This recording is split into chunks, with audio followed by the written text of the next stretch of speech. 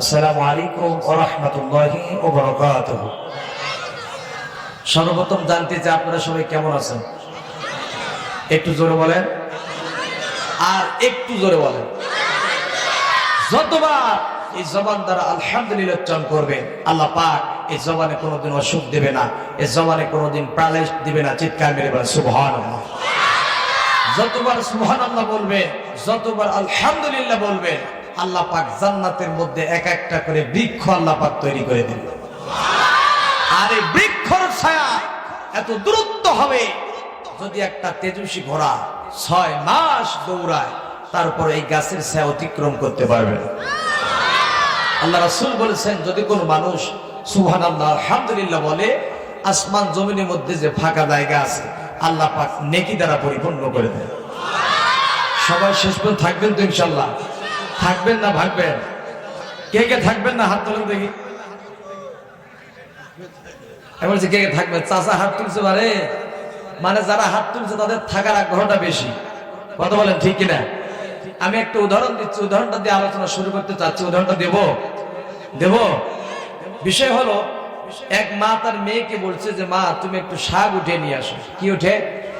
শাক উঠে নিয়ে আসো। মেয়ে গেছে শাক উঠাইতে, যাওয়ার পর একটা স্বর্ণের হার পাইছে। কি পাইছে বলেন তো? খুশি না বেজার?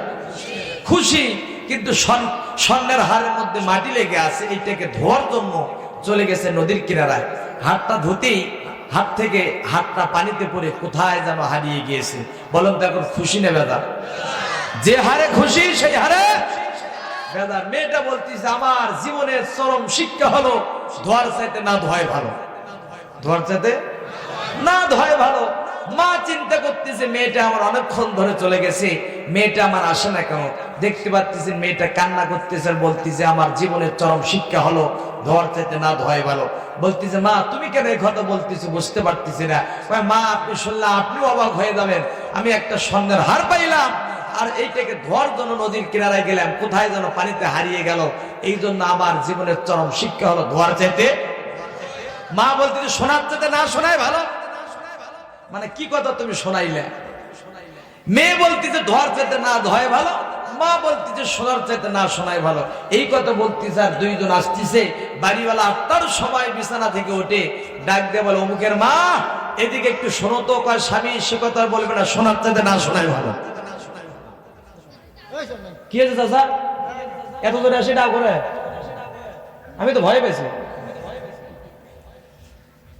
এখন স্বামী বলতেছে এদিক শোনো, বলতে স্বামী সে কথা বলবে না, শোনার চাইতে না শোনা ভালো। বলেন তো মার খাবে কিনা? আরো জোরে বলেন। মার দিয়েছে ইচ্ছা তারা দেওয়ার পর মেয়েটাকে বলছে মা তুমি আমার একমাত্র আদরের কন্যা সন্তান, যেহেতু তুমি তোমার মা শুনলো না, তুমি একটা কাজ করো, প্লেটটা ধুয়ে আমার জন্য একটু খাবার নিয়ে আসো। কয় আব্বা সে কথা বলবে না, ধোয়ার চাইতে না ধোয়াই ভালো। এখন বাড়িওয়ালা চিন্তা করতেছে আমার মেয়েও পাগলি, আমার স্ত্রীও পাগলি, দুইজনকে নিয়ে গেছে ডাক্তারের কাছে। ডাক্তার সবকিছু ট্রিটমেন্ট করার পর ডাক দেয় বলে বাড়িওয়ালা ভাই আপনার আসার চাইতে না আসাই ভালো। মানে কোন রোগ আমার বক্তব্য হলো যারা মাহফিল উদ্দেশ্যে আসলেন কিন্তু মাহফিলে আসলেন না, বাহিরে ঘোরাফেরা করতেছেন, আপনার এই মাহফিলে আসার চাইতে না আসাই ভালো। কথা বলেন ঠিক কিনা? আর জোরে বলে। মুসলমান ভাইরা আমার, সম্মানিত ভাইরা, আজকে সারা বিশ্বের দিকে তাকিয়ে দেখবেন কোথাও শান্তি নাই।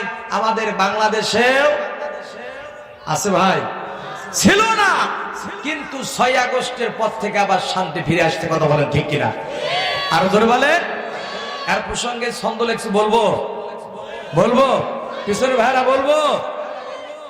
আমাদের বাংলাদেশ ছিল দুর্নীতিতে গোল্ডেন প্লাস, অর্থনীতিতে সর্বনাশ, রাজনীতিতে অস্থিরতা, জনগণের মাথা ব্যথা, নেতাদের গরমে, অশান্তি আর চরমে, আল্লাহর উপর আস্থা নাই, হানাহানি চলছে তাই, নারী নীতির সবলে সব গেল বিফলে, ধর্ম নিরপেক্ষতা, নাস্তিকদের সভ্যতা, শাহবাগের রই নাস্তিকদের হইচই, হেফাজতের সমাবেশ, লাশ লাশ ধর্মরেশ, মিডিয়া সবকটা ভিড়, গণতন্ত্রের দুর্দিন, চোর ডাকাতের বিচার নাই, আলেম ওলামা জেলখানায় তাফসীর বন্ধ করে, ৪৪ ধারা জারি করে, টুপি দেখলে রাজাকার পাঠিয়ে দেয় কারাগার, কত রঙের ভঙ্গি, সত্য বললেই জঙ্গি, আল্লাহু আকবার জিন্দাবাদ, কোরআন মানলেই মৌলবাদ, ক্ষমতার বাহাদুরি, ভয়ভীতি, খুন খারাপি, কোন হত্যা, মানুষ খুন চলছে বাংলাদেশে প্রতিদিন। কত সুখ সমাচার, পিলখানার হাহাকার, সীমান্ত বর্ডারে নির্মম মার্ডারে শত শত জ্বালানি, বিচার তো মেলেনি, talk show light show, Rana plaza ধ্বংস,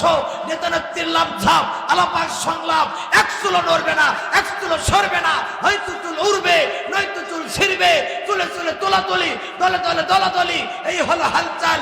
সব জায়গায় একই তাল, ইমান গেল, আমল গেল, শিক্ষা গেল, সংস্কৃতি গেল, মুসলমানদের এই বাংলাদেশ এইভাবে যাচ্ছে শেষ। কথা বলেন ঠিক কিনা? আল্লাহু আকবার। হুঁশিয়ার সাবধান, হুঁশিয়ার সাবধান, হুঁশিয়ার সাবধান। সম্মানিত মুসলমান ভাইরা আমার, কোরআন মানলে জান্নাত, না মানলে জাহান্নাম। কথা বলেন ঠিক কিনা? আরো জোরে বলেন। এই কোরআনের যত জাতি ভুল ধরতে এসেছিল, কিন্তু কিছু নাস্তিক, কিছু ইহুদি খ্রিস্টানদের দালাল, তারা এই কোরআন থেকে 11টি আয়াত বাদ দেওয়ার জন্য চিন্তা ভাবনা করেছিলেন। কিন্তু যখন এই কোরআনের আয়াত বাদ দেওয়ার চিন্তা ভাবনা করলেন, তারা যখন কালামুল্লাহ শরীফ খুললেন, খোলার পর দেখতেছেন তারা নিজে আর চোখে দেখে না। আলহামদুলিল্লাহ বলে। আর জোরে বলে। আল্লাহ পাক শুরুতে ঘোষণা করে দিয়েছেন, যালিকাল কিতাবু লা রাইবা ফি, এই কিতাবের মধ্যে কোনো সন্দেহ নাই। কথা বলেন ঠিক কিনা? আর জোরে বলে। যত জাতি ভুল ধরতে এসেছিল, ভুল ধরতে পারে নাই, সব জাতি ধ্বংস হয়ে গিয়েছে। আর কিয়ামত পর্যন্ত কোন জাতি পারবে না এই কালামুল্লাহ শরীফের ভুল ধরতে। কথা বলেন ঠিক কিনা? মুসলমান ভাইরা আমার, আল্লাহর বান্দারা, সম্মানিত ভাইরা, কিন্তু দেখবেন যে কিছুদিন আগে, এই যে 4-5 মাস আগে, যদি কোনো আলেম ওলামা, কোনো মুসলমান কোরআনের হক কথা বলতো, তাহলে দেখবেন যে তাকে বলে ধরে আনো, টানে আনো, ছিঁড়ে ফেলো। কথা বলেন ঠিক কিনা? আরো জোরে বলেন। কিন্তু তাদের ক্ষমতার দাপট আজ কোথায়? কথা বলেন ঠিক কিনা? কিন্তু সব দাপট শেষ হয়ে গেছে। বাদশাহ আব্রাহার যখন খানায়ে কাবায় ভাঙ্গার জন্য আসেন, তার স্বামী বাদশাহ আব্রাহার স্ত্রী তার স্বামীর 2 কদম ধরে ডাক দিয়ে বলছিল, স্বামী আপনি কোন ঘর ভাঙতে যাচ্ছেন? এই ঘর আপনি ভাঙতে পারবেন না। বলে বাদশাহ আব্রাহার বলল, আমাকে ছেড়ে দাও, আমি ওই ঘর ভেঙে ছাড়বো। যখন বাদশাহ আব্রাহার হস্তি বাহিনী নিয়ে, হাতি বাহিনী যখন খানায়ে কাবায় ভাঙ্গার জন্য আসলেন, আব্দুল মুত্তালিব খানায়ে কাবার গিলাফ ধরে আল্লাহর কাছে কান্দে আর বলে, আল্লাহ পারলাম না মনে হয় আপনার এই ঘরকে রক্ষা করতে। আল্লাহ বলে, মাঠ ছেড়ে দাও, বিজয় আমার হাতে। আলহামদুলিল্লাহ বলেন। সেই দিন আল্লাহ রাব্বুল আলামিন খানায়ে কাবাকে রক্ষা করার জন্য, হেফাজত করার জন্য আল্লাহ রাব্বুল আলামিন অসংখ্য আবাবিল পাখিকে আল্লাহ পাক প্রেরণ করে দিয়েছেন। কথা বলেন ঠিক কিনা? এক একটা পাখি পাথর নিক্ষেপ করা শুরু করলো, আর এই পাথরের নিক্ষেপে বাদশাহ আব্রাহার হস্তি বাহিনী সব ধূলিসাৎ হয়ে গিয়েছে। কথা বলেন ঠিক কিনা? কিন্তু যখন বাদশাহ আব্রাহার পালাইতে ধরলো, একটা ন্যাংরা পাখি, আবাবিল পাখি এসে ডাক দেয়, বাদশাহ আব্রাহার কই পালাও? কয় পালাবো না। কথা বলেন ঠিক কিনা? পালিয়ে যাবো কোথায়? কথা বলেন না কেন? পালাবো না। এত উন্নয়ন, এই উন্নয়ন কই থাকবে? কথা বলেন না কেন? আর জোরে বলে। মুসলমান ভাইরা আমার, সেই দিন আল্লাহ রাব্বুল আলামিন খানায়ে কাবাকে হেফাজত করেছেন আবাবিল পাখি দ্বারা, আর বাংলাদেশকে আল্লাহ পাক হেফাজত করেছেন স্বৈরাচার থেকে। আল্লাহ রাব্বুল আলামিন 6 আগস্টের ছাত্রদের আন্দোলনে আল্লাহ রাব্বুল আলামিন বাংলাদেশকে দ্বিতীয়বারের মতো স্বৈরাচার মুক্ত করে স্বাধীন করে দিয়েছেন। কথা বলে ঠিক কিনা? মুসলমান ভাইরা আমার, শাহজালাল ইয়ামিনী ছিলেন যে যখন সিলেটের জমিনে আসেন, গৌর গোবিন্দ জানতে পারলেন যে শাহজালাল ইয়ামিনী আসতেছেন সিলেটের জমিনে, সমস্ত ঢোকা রাস্তাঘাট ব্যারিকেড বন্ধ করে দিয়ে ডাক দিয়ে বলে, আর তুমি শাহজালাল আসতে পারবা না।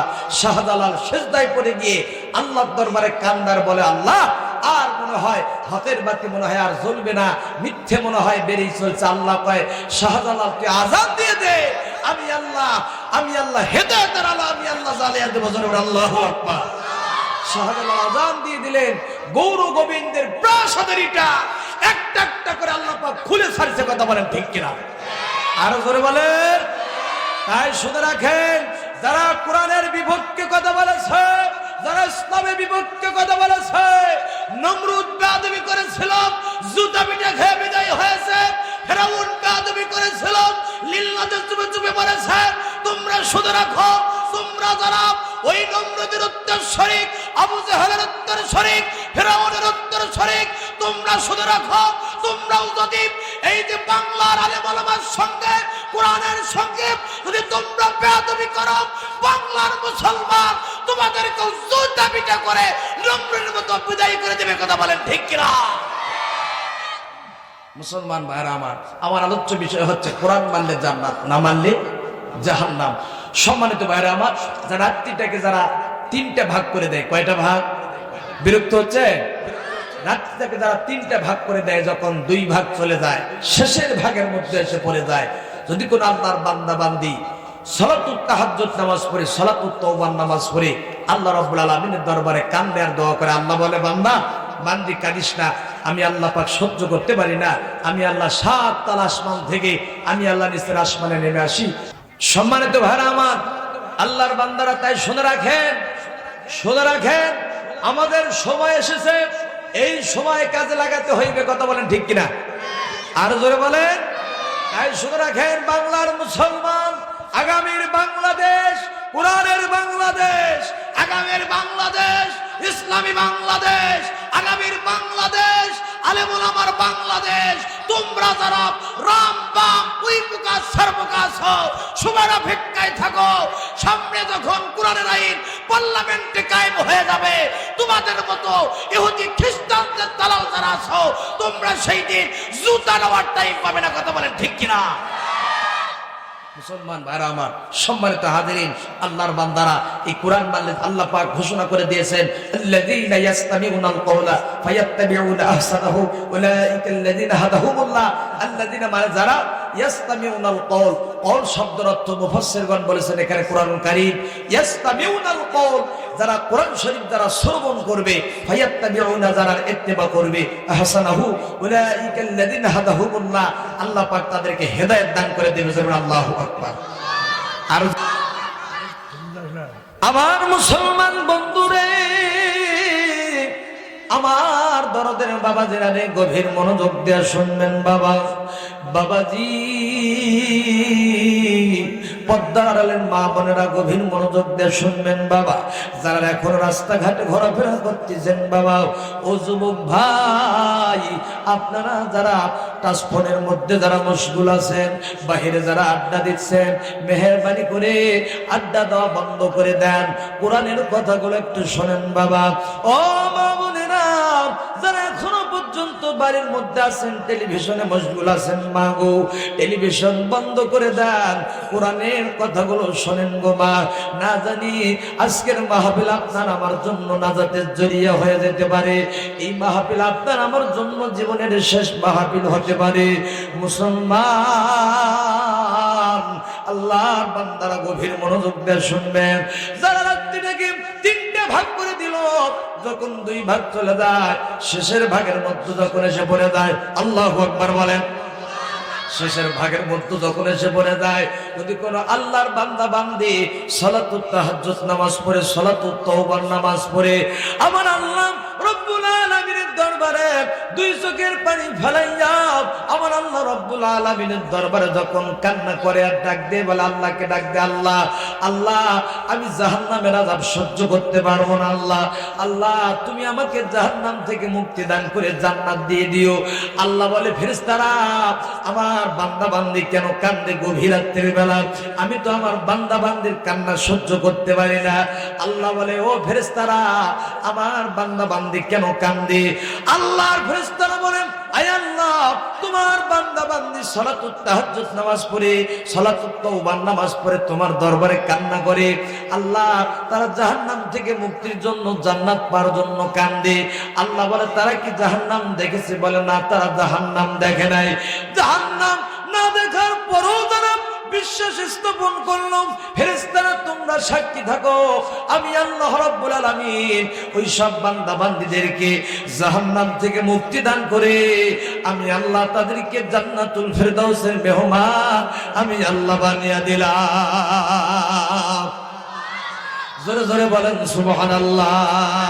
মুসলমান বান্দা আমার, আল্লাহর বান্দারা, সম্মানিত ভাইরা আমার, আল্লাহ পাক ঘোষণা করে দিয়েছেন পৃথিবীর মানুষ তোমরা শুনে রাখো, আমি আল্লাহ রব্বুল আলামিন তোমাদেরকে জানিয়ে দিলাম, ও পৃথিবীর মানুষ, আমি আল্লাহ রব্বুল আলামিন তোমাদের জন্য ঘোষণা করে দিলাম, তোমরা শুনে রাখো। আল্লাহ পাক ডাক দিয়ে বলে, ইয়া আইয়ুহার রাসূল বাল্লিগ মা উনজিলা ইলাইকা মির রাব্বিক ওয়া ইন লাম তাফআল ফামা বাল্লাগতা রিসালাত ওয়াল্লাহু ইয়াসিমুকা মিনান নাস ইন্নাল্লাহা লা ইয়াহদিল কওমাল কাফিরিন।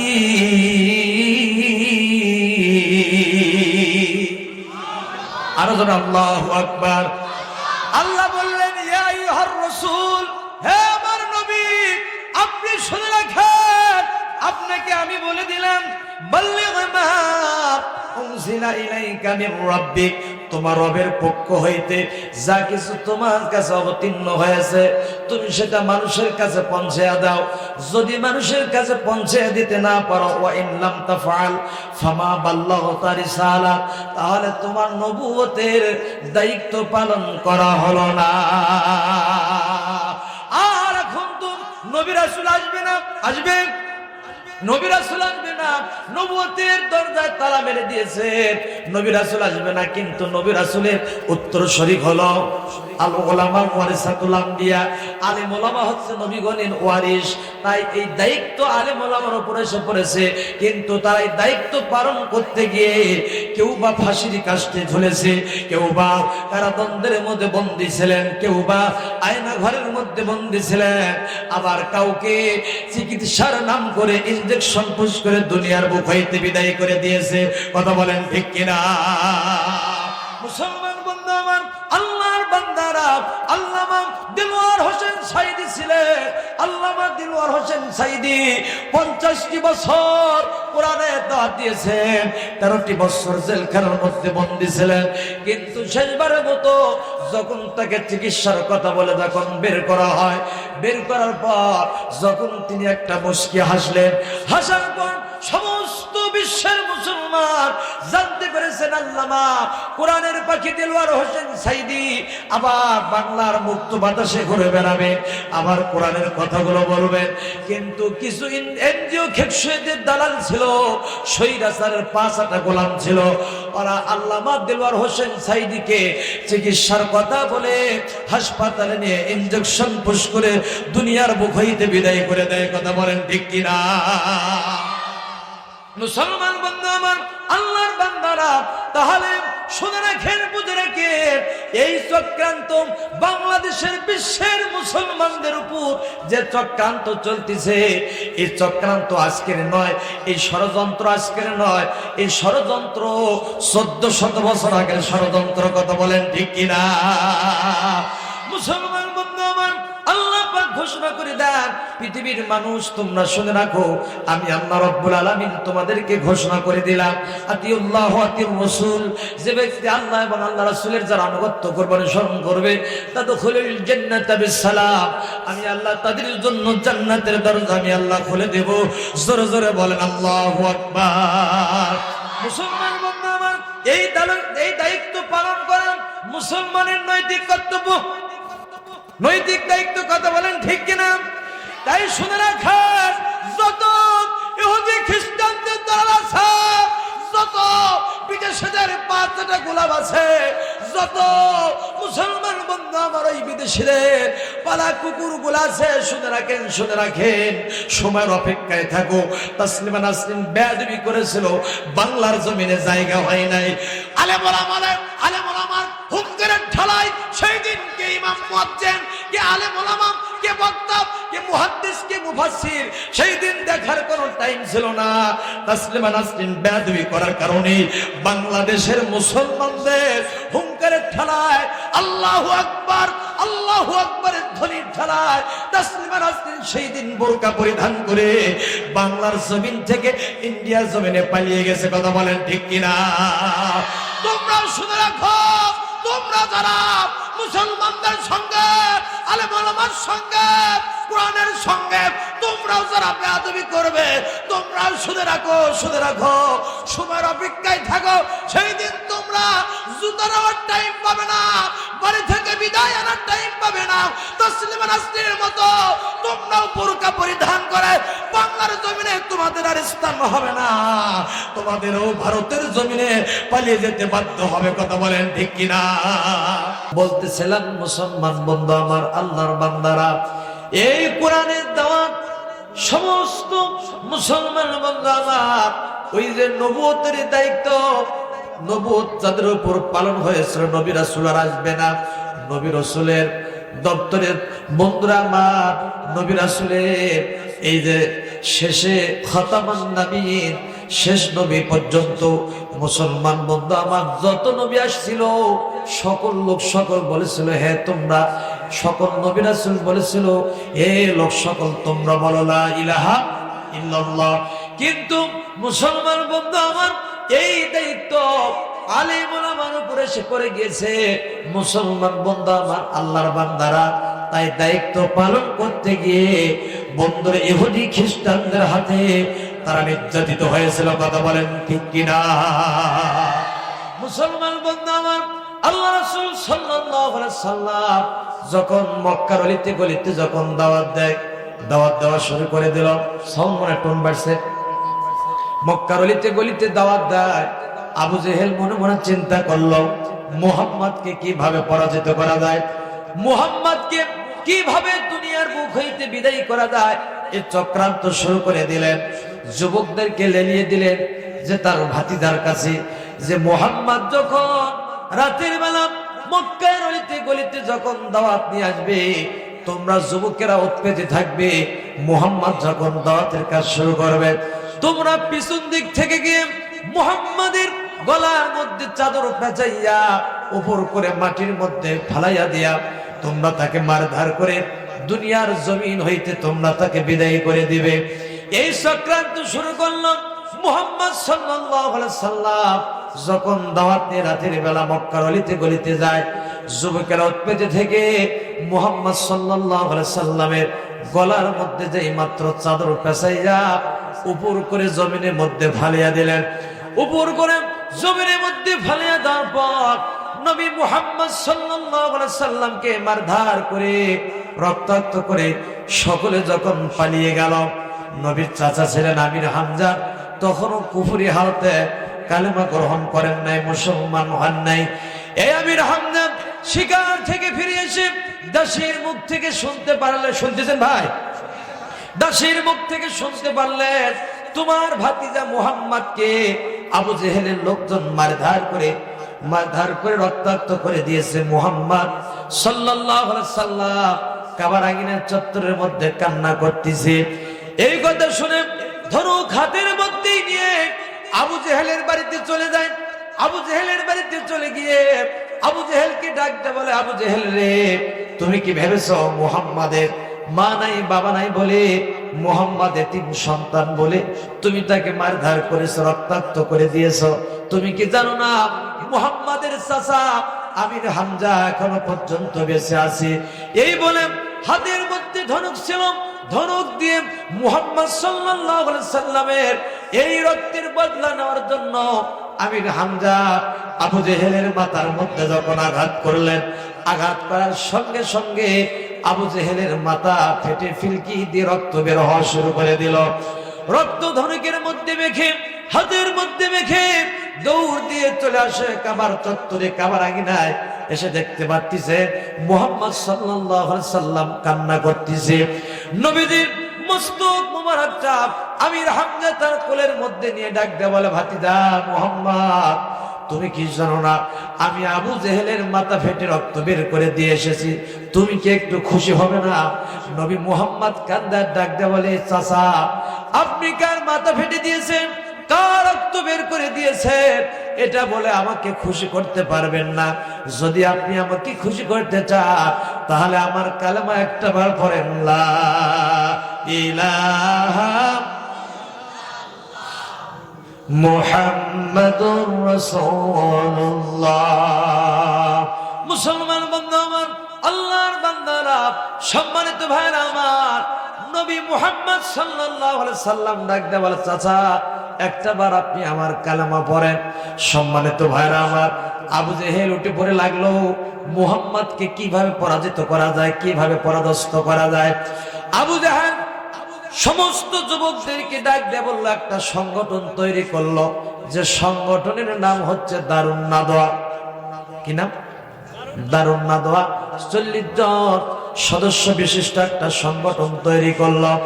এক এক দলের এক এক লিডার বানিয়ে দিলেন।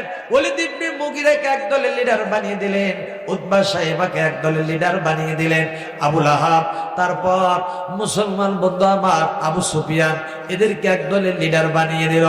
আবু জাহেল ডাকতে বলেন, ও এক এক দলের নেতারা, আপনারা সবাই শুনে রাখেন, আপনারা আমাকে সিদ্ধান্ত দেন, আপনারা বুদ্ধি দেন, আমি আবু জেহেল মুহাম্মদকে আমি কিভাবে মারবো, মুহাম্মদকে কিভাবে দুনিয়ার বুক হইতে বিদায়ী করে দেব। এবার আবু সুফিয়ান ডাকতে বলে, ও নেতা, আপনি শুনে রাখেন, মুহাম্মদকে পাগল বলে আখ্যা দিয়ে জেলখানার মধ্যে ভরে রাখা হোক।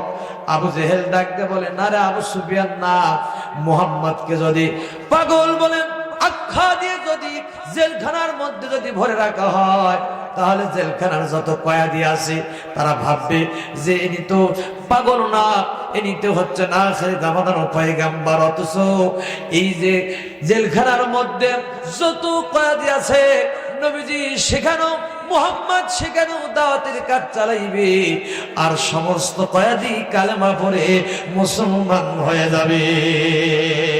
অথচ এই বুদ্ধি দিয়ে কাজ হবে না, এই বুদ্ধি দিয়ে কাজ হবে না।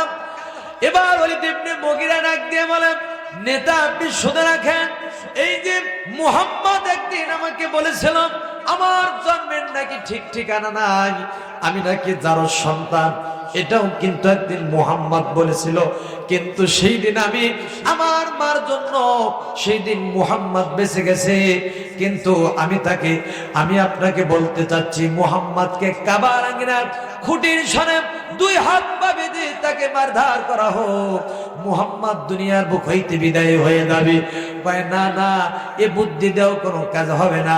আবু জেহেল বলে, শুনে রাখো, আমার মাথার মধ্যে একটা বুদ্ধি এসে গেছে। কয় কি বুদ্ধি?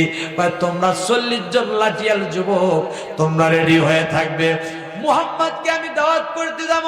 যেহেতু মুহাম্মদ বলেছে দাওয়াত দেওয়া সুন্নত, নেওয়া সুন্নত, আমি তাকে দাওয়াত করতে যাব, আর মুহাম্মদ এ রাস্তা ধরে আমার বাড়িতে যাইবে, আর তোমরা রাস্তার মধ্যে একটা গর্ত খনন করে রাখবে, আর এই গর্তর খননটা 3 ফিট 3 ফিট স্কয়ার হবে। মুহাম্মদ যখন এই রাস্তা ধরে যখন আমার বাড়িতে আসতে ধরবে, মুহাম্মদ এই যে অন্ধকারের মধ্যে হুড়মুড় করে যখন গর্তের মধ্যে পড়ে যাবে, তোমরা যুবকেরা দাইয়া, লাঠিয়াল বাহিনী দাইয়া তোমরা তাকে মারধর করা শুরু করে দিবে। কিন্তু মুহাম্মদ মারের যন্ত্রণাই বলতে পারে, আমি আবু জেহেল, আমি উতবা সাইবা, আমি আবু সুফিয়ান, কিন্তু তোমরা মার ছাড়বা না, মার ছাড়বা না, মার তোমরা চালিয়ে যাবা, মার বন্ধ করবে না। এদিকে আবু জেহেলের বাড়িতে, এবার আবু জেহেল চলে গেল নবীজির বাড়িতে, যা ডাক দেওয়া, নবীজি মুহাম্মদ, আমি তোমাকে এসেছি দাওয়াত করার জন্য, আজকে রাতে আমার বাসায় চলে যাবে। এদিকে দাওয়াত করে আবু জেহেল মুহাম্মদ সাল্লাল্লাহু আলাইহি সাল্লামের টেনশন মাথার মধ্যে নিতে নিতে যেই মাত্র বাড়ির দিকে আসতে ধরলেন, অমনি গর্তের সামনে এসে নিজের গর্তে নিজেই হুড়মুড় করে পড়ে গেলেন।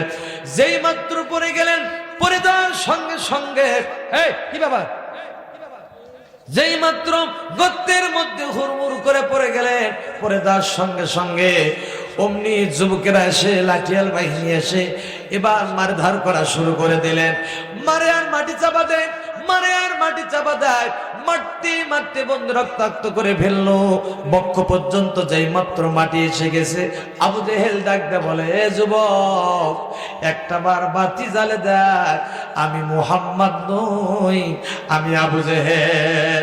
কই না, এ কথা বলে কোনো লাভ হবে না, তার কারণ নেতা আমাদের আগেই বলেছে মুহাম্মদ মারের যন্ত্রণায় আবু জাহেলের নাম বলতে পারে, উতবার নাম বলতে পারে, আবু সুফিয়ানের নাম বলতে পারে, কিন্তু তোমরা মার ছাড়বা না, মার ছাড়বা না।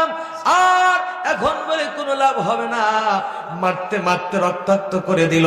মুসলমান বন্ধু আমার, আবু জেহেল এবার করুণ স্বরে ডাকতে বলে, হে যুবক, একটা বার বাতি জ্বালে দেখ, আসলে আমি মুহাম্মদ নই, আমি আবু জেহেল। বাতি জ্বালে দেখেন গর্তের মধ্যে মুহাম্মদ নাই, গর্তের মধ্যে আমাদের নেতা আবু জেহেল। ডাকতে বলে, নেতা আপনার কেন অবস্থা? কয়, আমি তো নিজেও জানি না, এই জন্য গ্রাম্য প্রবাদ আছে, গর্ত খনন করে যে গর্তে পড়ে সে। কথা বলেন ঠিক না? মুসলমান বন্ধু আমার, আল্লাহর বান্দারা আবু জেহেলকে উঠাইল, উঠে যখন বাড়িতে নিয়ে গেল, সকালবেলা সমস্ত বন্ধুরা কর্মীরা দেখতে গেল নেতার অবস্থা কি। যা দেখে, হায় রে আমার নেতা, নেতার হাত ভাঙ্গা, নেতার পা ভাঙ্গা, নেতার কপাল ফাটা, নেতার নাক ফাটা। কথা বলেন ঠিক কিনা? মুসলমান বন্ধু আমার, আল্লাহর বান্দারা, ওই যে আবু জেহেলের মতো নেতা আমাদের বাংলাদেশেও ছিল কিনা? এক একটা নেতার সাইজ দেখলে ভাই অবস্থা খারাপ, ঠিক মনে এক একটা নেতা 10 মাসে প্রেগন্যান্সি। কথা বলেন ঠিক কিনা? যখন নেতায় নেতায় কোলাকুলি করতে যায়, কাঁধে আর কাঁধ পায় না, এই পেটে পেটে মোলাকাত হয়। কথা বলেন ঠিক কিনা? আর জোরে বলে। মুসলমান বন্ধু আমার, আল্লাহর বান্দারা, ওই যে নেতা ছিল আবু জাহেলের ভূমিকা যারাই পালন করবে, আবু জাহেলের ওই যে তার গুণগুলো যদি কোনো নেতার মধ্যে থাকে, তাহলে সে ব্যক্তি আবু জাহেলের ভূমিকা পালন করবে। কথা বলেন ঠিক কিনা? মুসলমান বন্ধু আমার, আমার বাসা কিন্তু বেশি দূরে নয়, আমি কিন্তু আপনাদের এলাকার সন্তান, আমার বাসা কাটলাবাড়ি। মুসলমান বন্ধু আমার, অনেকে আমাকে চিনেন, আমি যখন গত বছর ইন্ডিয়ায় চলে যাই মেম্বারি ভোট, তখন আমার ওয়াইফ ভোট দিতে গেছে সকালবেলা সবার আগে গেছে ভোট দিতে। যা বলে, আপনি কেন ভোট দিতে আসছেন? আপনার ভোট তো রাতি হয়ে গেছে। আপনার ভোট রাতি হয়ে গেছে।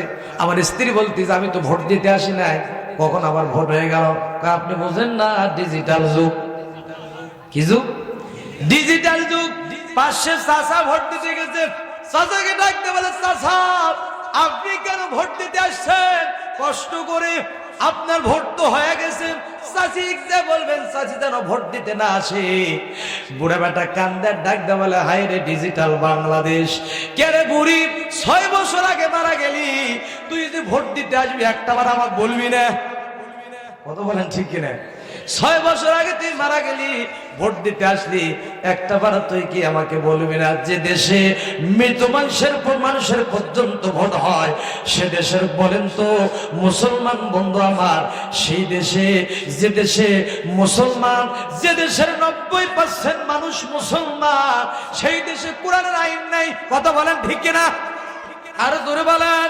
আমার বন্ধুগণ, আল্লাহর বান্দারা, অনেকে কাটনামারির লোক আছেন জানেন, আমাদের ইউনিয়ন হচ্ছে গদারিয়া, কিছু গদারিয়া মেম্বারেরা ছিল, তারা লিখিত জানাইছিল যে আমাদের ওয়ার্ডের মধ্যে কোনো ভোট নাই, সব নদী ভাঙনে শেষ হয়ে গেছে। অথচ তারা এককভাবে মেম্বারে থাকার জন্য, চেয়ারম্যানি করার জন্য তারা আবেদন জানাইছিল। কিন্তু জনগণ যখন জানতে পারলেন যে তারা এককভাবে নির্বাচন করতে চেয়েছিল, তখন জনগণ কারো নাক ফাটে দিয়েছে, কারো হাত ভাঙে দিয়েছে। কথা বলেন ঠিক কিনা? মুসলমান বন্ধু আমার, আল্লাহর বান্দারা, তাই চিন্তা করবে, ওই নেতা আবু জেহেলের মতো নেতা যদি তোমরা এই বাংলা জমিনে যদি তোমরা দাপট দেখাইতে চাও, আর তোমাদের দাপট খাটবে না, বাংলার মুসলমান তোমাদেরকে জুতা পিটা করে বাংলার জমিন থেকে তোমাদেরকে বিদায় করে দিবে। এই জন্য কবি বলে, গ্রামের চেয়ারম্যান পালিয়ে বেড়াচ্ছ কেন? শুনেছি দুদকের খাতায় তোমার নাম নাকি শুনেছি দুদকের খাতায় তোমার নাম। আগে কি সুন্দর মাল কামাইতাম আমরা, আগে কি সুন্দর মাল কামাইতাম। কথা বলেন ঠিক কিনা? বর্ষাকালাই তো কি যে ভালো লাগতো, রিলিফের মাল পাইয়া আনন্দ পাইতাম। কথা বলেন ঠিক কিনা? কিছু মাল বিলাইয়া ভিডিও করিয়া, কথা বলেন ঠিক কিনা? শেখ হাসিনা ছিলেন, কিন্তু যাই করছে করছে, কিন্তু বাইরের দেশ থেকে গরিব অসহায় মানুষের জন্য সেই নিয়ে এসে দিয়েছিলেন। কিন্তু কিছু ওই আবু জাহেলের মতো নেতা, তারা কি করেছেন? এমপি মন্ত্রী চেয়ারম্যান মেম্বার ছিলেন, তারা এই চালের বস্তাগুলো পুকুরের পানিতে ডুব রাখতো, আর তেলের পেটিগুলো খাটের নিচে বস্তা ভরে রাখতো। কথা বলেন ঠিক কিনা? বর্ষাকালাই তো কি যে ভালো লাগতো, রিলিফের মাল পাইয়া আনন্দ পাইতাম। কিছু মাল বিলাইয়া ভিডিও করিয়া বাকি মাল দিয়া আমার গুদাম ভরাইতাম। ভাইরে, বাকি মাল দিয়া আমার পেটটা ভরাইতাম। আগে কি সুন্দর মাল কামাইতাম আমরা, আগে কি সুন্দর মাল কামাইতাম। ভোট আসে ভোট যায়, সরকার বদলে আমি চেয়ারম্যান ঠিক থাকি হার। কথা বলেন ঠিক কিনা? দলের সে ভোট বড়, ভোটের সে পেট বড়। কথা বলেন না কেন? দলের সে ভোট বড়, ভোটের চেয়ে পেট বড়। তাই তো এ দল ও দল ডিগবাজি খাইতাম। ভাইরে, তাই তো এ দল ও দল ডিগবাজি খাইতাম। আগে কি সুন্দর মাল কামাইতাম আমরা, আগে কি সুন্দর মাল কামাইতাম। কথা বলেন ঠিক কিনা? মুসলমান বন্ধু আমার, আবু জেহেল চিন্তা ভাবনা শুরু করে দিল, মুহাম্মদকে এইভাবে পরাজিত করা যাবে না, মুহাম্মদকে কিভাবে মারধর করা হবে। মুসলমান বন্ধু আমার, সেই জামানায় বড় একজন পণ্ডিত ছিলেন। শুনতেছেন ভাই? শুনতেছেন? সেই জামানায় বড় একজন পণ্ডিত ছিল, তার নাম ছিল কাব। কাবের দুইজন সন্তান ছিল, বড় সন্তানের নাম ছিল কাব ইবনে মালিক। কাব ইবনে মালিকের কাছে যায় ডাক দেয়, বলো কাব ইবনে মালিক, আপনি বড় একজন পণ্ডিত, আপনার কাছে আমার আবদারটা হলো মুহাম্মদকে কিভাবে পরাজিত করা যায়, মুহাম্মদকে কিভাবে দুনিয়ার বুক হইতে বিদায় করা যায়।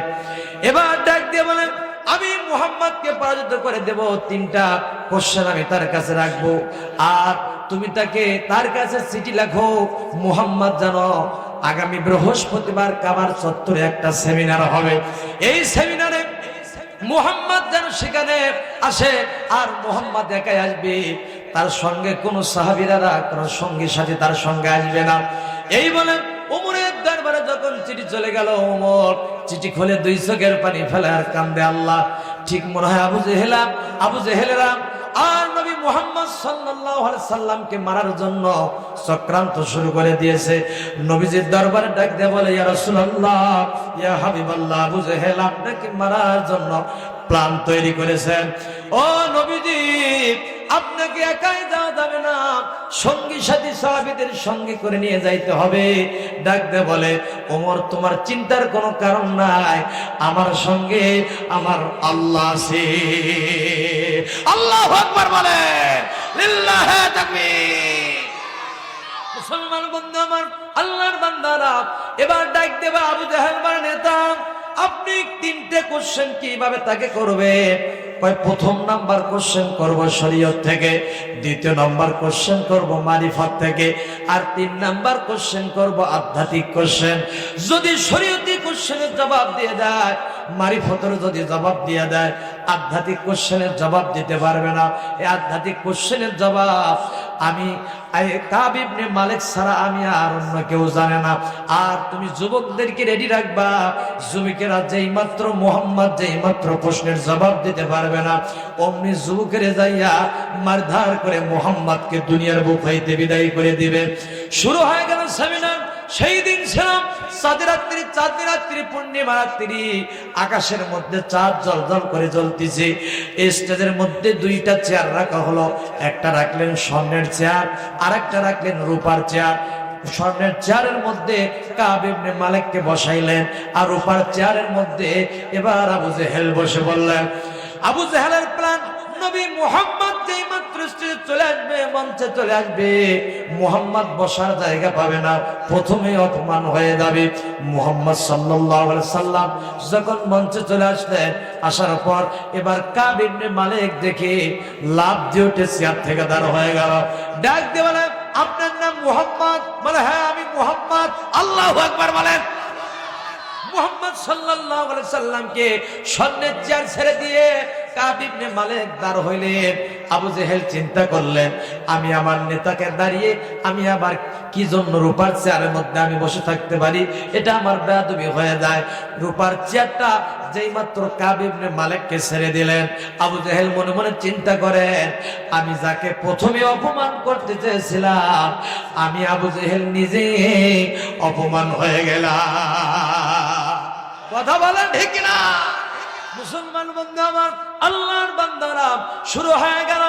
কাব ইবনে মালিক ডাক দিয়ে বলতিছে, ও তুমি যদি সত্যিকারের নবী হয়ে থাকো, তুমি যদি তোমার উপর যদি নবুয়ত প্রাপ্ত হয়ে থাকে, তুমি যদি শেষ জামানার পয়গাম্বর হয়ে থাকো, এই দেশকে আকাশের মধ্যে চাঁদ জ্বলজ্বল করে জ্বলতিছে, যদি তোমার শাহাদাত আঙ্গুলি দ্বারা যদি তুমি এই চাঁদকে দ্বিখণ্ডিত করতে পারো, তাহলে আমরা ভাববো যে আপনার উপর সত্যিকারে আপনি একজন নবী, আপনার উপর নবুয়ত প্রাপ্ত হয়েছে, আর আমরা সকলেই আপনার হাতে হাত রেখে কালেমা পড়ে মুসলমান হয়ে যাব। আমার মুসলমান বন্ধু আমার, আল্লাহর বান্দারা, এই বলে আল্লাহ রাসূল সাল্লাল্লাহু আলাইহি সাল্লাম চাঁদের দিকে শাহাদাত আঙ্গুল উঁচু করে আল্লাহর কাছে পা হাতে আল্লাহকে ডাকতে বলে, আল্লাহ এই সময় পরীক্ষা এসে গেছে, আল্লাহ যদি এই পরীক্ষায় উত্তীর্ণ হতে পারি, আল্লাহ তুমি তো আমার সঙ্গে আছো, অন্য কেউ নাই। শাহাদাত আঙ্গুল উঁচু করে শাহাদাত আল্লাহ, শাহাদাত আল্লাহ, শাহাদাত আল্লাহ বলে যেই মাত্র চাঁদের মধ্যে যেই মাত্র শাহাদাত আঙ্গুলি দ্বারা যখন ইশারা করলেন, ইশারা করার সঙ্গে সঙ্গে চাঁদ দ্বিখণ্ডিত হয়ে গেল, অন্ধকার নেমে আসলো। যেই মাত্র অন্ধকার নেমে আসলো, সমস্ত সেমিনারের লোকজন বলতে যে হয় হয় হয়, চাঁদ মামা গেল কই? কথা বলেন ঠিক কিনা? চাঁদ মামা গেল কই? আবু জেহেলের উপর যুবকেরা ঝাঁপিয়ে পড়লো, ও নেতা আলো এনে কোথায়? আবু জেহেল দৌড় দিয়ে সে ভাতিজা মুহাম্মাদের পায়ের মধ্যে পড়ে যায়। ভাতিজা মুহাম্মাদ রে, আমার জীবন মনে হয় আর বাঁচে না, এই মুহূর্তে চাঁদকে আবার ইশারা করো, চাঁদ যেন আবার একত্রিত হয়ে যায়। আবার ইশারা করলেন, ইশারা করার সঙ্গে সঙ্গে চাঁদ আবার একত্রিত হয়ে গেল।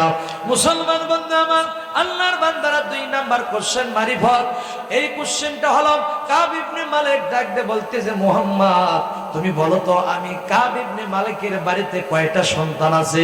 আর আধ্যাত্মিক কোশ্চেন হলো, ও মুহাম্মদ আপনাকে বলতে হবে, আমি যখন বাড়ি থেকে আসি, আমার স্ত্রী আমার কানে কানে কি বলে দিয়েছে, সেটা মুহাম্মদ তোমাকে বলতে হবে। আচ্ছা বলেন তো, আমি যখন বাড়ি থেকে আসছি, আমার স্ত্রী আমার কানে কানে কি বলেছে, আপনারা বলতে পারবেন? আপনার স্ত্রী কি বলছে আমি বলতে পারবো? মুসলমান বন্ধু আমার, আলোচনাটা ফিনিশিং দেব।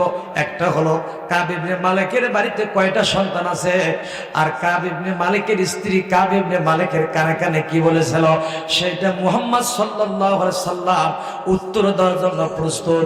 মুসলমান বন্ধু আমার, এই কোশ্চেন দুটো আপনাদের কাছে রেখে আমি আপনাদের মেহমান, আপনারা আমার মেজবান, এই মেহমান হয়ে যে কথাগুলো বলবো সবাই শুনতে রাজি আছেন? সবাই শুনবেন ইনশাআল্লাহ। বন্ধুরে, এই যে সাউতুল কোরআন নুরানি হাফিজে কওমি মাদ্রাসা দেখতেছেন, মুসলমান বন্ধু আমার, ছোট্ট ছোট্ট কোরআনের পাখিগুলা, আরে এই কোরআনের পাখিগুলার দিকে একটাবার লক্ষ্য করেন মুসলমান বন্ধু আমার। আল্লাহ রাসূল বলেছেন, খায়রুকুম মান তাআল্লামাল কুরআনা ওয়া আল্লামা, তোমাদের মধ্যে উত্তম ওই ব্যক্তি যে ব্যক্তি নিজে কোরআন শিক্ষা করে, অপরকে কোরআন শিক্ষা দেয়।